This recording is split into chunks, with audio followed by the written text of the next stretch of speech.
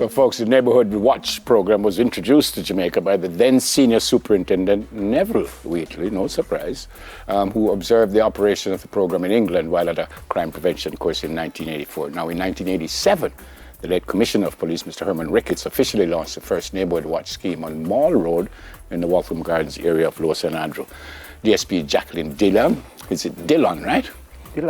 Dillon, Community Safety and Security brand, and Madame Opal Davis, President of the National Neighbourhood Watch Council, speak about the Neighbourhood Watch. Good morning to you both. Good morning. Welcome to Smile. Thank you so much for your service, ma'am. You're welcome. Madame Opal, what you guys do? What's the role of your organization? The role of the organization is watching the neighborhood, and it's not just a safety and security issue. It is watching the neighborhood. Your garbage not collected, that impacts on your safety. The street light is out, that impacts on the security. So it's not a police informer business. It is watching your neighborhood for your comfort. If your garbage not collected, how that impact the safety, your health, the rat, okay. you know. Okay. I was thinking of safety in a different. I understand what you're saying. How relevant is this in 2025? Extremely relevant. Still, because I was a little girl, we've been doing neighborhood watches. Yeah. But some people would say, no, keep again. No. It is keeping. It more than keeping. It a keep now. Yes. Yes, it is. It is. Yeah. And we are rebranding. We are saying to you, because people still have that idea that it is this informer thing. Yes. No, it isn't. You're watching your neighborhood to keep the value up, to keep the community healthy and safe. And one of your stakeholders is the police, no? Yes. Okay, so we work closely with them. Without them, we wouldn't exist. Yeah, DSP, tell me what you're seeing in terms of this particular type of initiative. We're reading here that one community has seen break-ins increase by at least or around about 225%. I guess that depends on what the baseline is, but that's a ridiculous increase. It tells us that things are changing and not for the better. It means that the community is one of those communities that we call dormant communities. You may find a lot of elderly persons in there. You may find a lot of persons who work out who are not necessarily there. Some of these communities have a lot of returning residents, and one of the things that we have not done really well is knowing our neighbors. For Neighbourhood Watch to work in communities, we must have a conversation with our neighbors. We must know our neighbors. And this is the message from the JCF to communities. It cannot be the police alone. And that is why the Neighbourhood Watch groups, all of 218 of them that are active, that is why they work so well. People know each other. It's not just about passing and waving, but it's about having persons know that, look here, I am not in my house today. Just keep an eye out. It's interesting because in preparing for this, that's exactly what you said, because some people might go away and them leave the light on. So all day light on, all day night light on. So everybody knows, nobody in another house. Yes. If you, at 10 a.m., you see a light on and the place locked up tight. No, man, nobody knows. But what you're telling us, really, the insight is that the criminals are very, very strategic. With what they're doing. So and we have to. We must. You have to be too. So they're watching communities to see, one, they're targeting, you say, where they're elderly folks. They're targeting where they see people who are not at home all the time. So they're on their game, which means neighborhood watchers have to be on their game as well. The thing is, criminals speak to each other. They network. Communities don't network. There's always about me and you over there. It doesn't affect me. But what community members do not understand is that if you bond together, if you know, it's not about watching what your neighbor is doing all the time, but it's looking out for your community. So you see an overgrown shrub in a community, you see derelict buildings, derelict cars, you see all of those things that makes your community vulnerable to crime. It's about coming together as a group, looking out for each other, and finding strategies that are smarter than the criminals, because the criminals are always networking. So 218 active. Yeah. What kind of difference have you seen these groups make? What kind? DSP said it's been very successful. How you measure that? The rate of the break-ins, the rate, and you measure it too with the communication with neighbors. My road, there was a time it was down.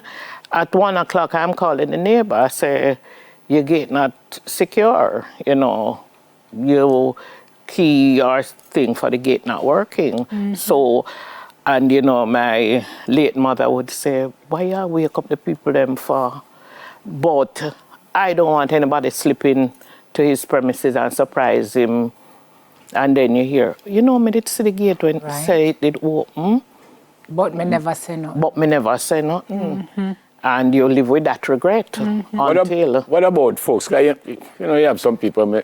I don't want to know the neighbor. I don't look at my house. We have somebody. I don't want to be part of that. I just want. Yeah, but I don't want to know what you cook for breakfast this morning. All I need to know that you are safe and you are secure. That is just my business. I could like to know what you cook too, because I'd like to come over, especially if I don't have any brekkie. You understand? But yes, we get the point. Yeah, it's not. I said that to ask a question: if everybody want to be a part of it, or do you find people say, "No man, I'm good. I'm in a WhatsApp group and all kind of thing. I'm good." You have a few, as you will always have the naysayers, but the majority really embrace the concept of the watch, and with it now we say we're not just looking, it's not a police thing alone, but it's a neighborhood. So the police is a part of the neighborhood as well as you, the citizen. So we're collaborating, we're working together. So DSP, do you get involved with the neighborhood watches, or you just tell them, say, well, send me number here, anything go on? No. We are active. As a matter of fact, the National Secretariat is a part of the Community Safety and Security branch. And so each meeting that a community has, we help to organize those meetings. We attend those meetings. We sit with community members to look at crime patterns within their own communities, and we guide them as to how they can put in strategies, because it's not about a policing alone. It's about what is best for your community, and only the community members can tell us that. Yeah. Get the buy-in from them. Yeah. Get the buy-in, because if you don't, then you're going to find that it's not sustainable. Correct. Madam Opal, how you start a neighborhood watch? What you do? You just call the police. If you know a community member, you just call us. You go to your station, you call, or if you even call 119 and say, I'm in Havendale, we want to start a watch, they will direct you to CSSB, the Community Safety and Security Branch, and they will call and say, all right, Opal, there is somebody in Havendale who wants a watch, and we get it organized. You need the same framework, the same executive, a president, a secretary, as any citizens association. And we're not telling you to go and start a neighborhood watch and you have a citizens association already. We can join together. Okay. Because it's the faithful few that does the work. So I don't want to have you Monday night at a meeting, Thursday night at a meeting, Friday night at a meeting. So we can collaborate with the Citizens Association and the Neighborhood Watch. Mm-hmm. So DSP, you're advising that this organization can really make a difference in this day and age, in your community, in your complex. Neighborhood Watch does make a difference. Community members coming together as one group, look at the crime situation within your community, and let us work together to reduce these minor crimes, we call them, that can escalate into bigger crimes. Yeah. Got it. You hear that? Yeah. So why you don't be the head of yours? I was going to ask a question. You said 218? 218 active neighborhood watches. I don't even know if this makes sense, but how much we supposed to have? You can have how one many for every community. But that's what I'm trying to say. So Yeah. so we're behind. Yes. So you going to start yours. You're going to call me tomorrow or the day after. Today, he's going to call you. Today, and Simone will tell me about hers and two of our friends. So we've gone 3 already since this Is there morning. a cost to get involved in this? No, not at all. No, not at all. Yeah, All it we makes a want is your difference. time. Yeah, man. Thank you so All we much. ask So for very is your important. And thanks again for your service, ma'am. Be safe, please. And thank Mother Opal for her service too, because she's Madam serious Opal. about it. Yeah. Madam Opal said we don't want to Yeah, know Madam what you're Opal. cooking for us. That's the only thing I would say. Just tell me what you're cooking for breakfast. And also lunch, maybe dinner. Maybe that will get the conversation Yeah, not only conversation, I'm on the committee for life. If you can work out something, Thanks again. say no more. JCF's Community Safety and Security Brand, Deputy Superintendent Jacqueline Dillon, and President of the National Neighbourhood Watch Council, Madam Opal Davis. All right, folks, coming up, can wearing synthetic braids be harmful to your health? We have that on the other side. Synthetic.